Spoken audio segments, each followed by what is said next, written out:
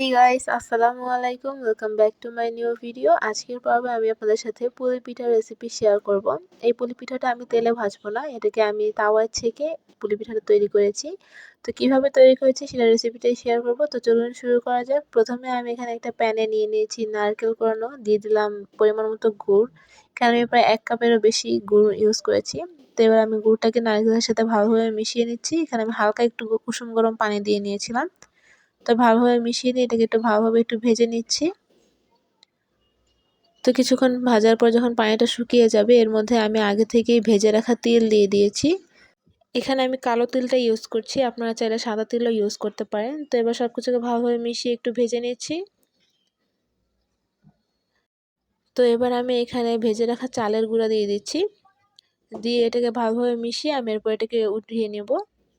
তো এবার সব কিছুকে ভালোভাবে একটু মিশিয়ে নিচ্ছি।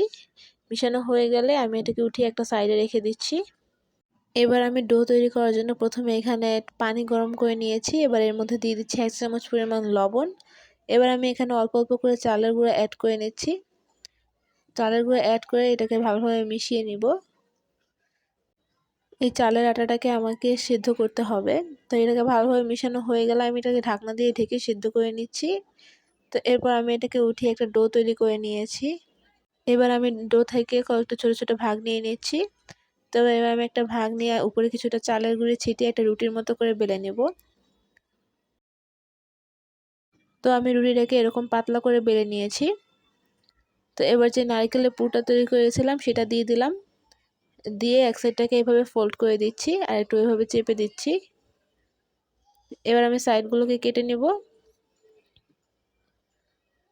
তো আমি সাইডটাকে একটু চেপে আর লাগিয়ে দিচ্ছি। এবার একটু সাইডটাকে একটু ডিজাইন করে নিচ্ছি, এটা আপনাদের ইচ্ছা। তো আমি সবগুলো তৈরি করে নিব। তো এবার একটা প্যান গরম হয়ে গেলে আমি পিঠাগুলোকে দিয়ে দিচ্ছি। এখানে আমি কোনো প্রকার তেল ইউজ করছি না। এভাবে আমি প্রতিটা সাইড 1 মিনিট করে একটু ছেঁকে নেব। তো আমার একটা সাইড হয়ে গেছে, এবার আমি উল্টিয়ে দিচ্ছি। অপর সাইডটাও কিন্তু হয়ে গেছে।